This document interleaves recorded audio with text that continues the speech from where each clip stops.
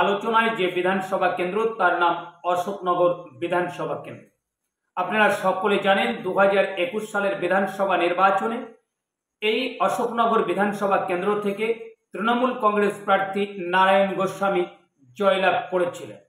কিন্তু 2026-এর বিধানসভা নির্বাচনে এই অশোকনগর বিধানসভা কেন্দ্রটি তৃণমূল কংগ্রেস নিজেদের দখলে রাখতে পারবে নাকি এই অশোকনগর বিধানসভা কেন্দ্রে অন্য কোনো দল তাদের বিজয় নিশান ওড়াতে পারে।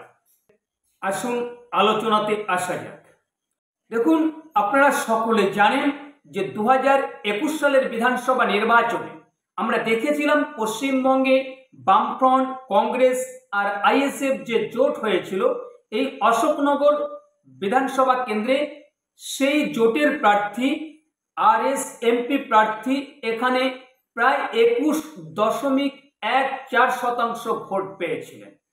তাই এবার 2026-এর বিধানসভা নির্বাচনে যদি পশ্চিমবঙ্গে সেই জোট হয় বামফ্রন্ট, কংগ্রেস এবং আইএসএফ, আর যদি আইএসএফ এর প্রার্থী হয় এই অশোকনগর বিধানসভা কেন্দ্রে, তাহলে কি হতে পারে 2026-এর বিধানসভা নির্বাচনের সম্ভাব্য ফলাফল।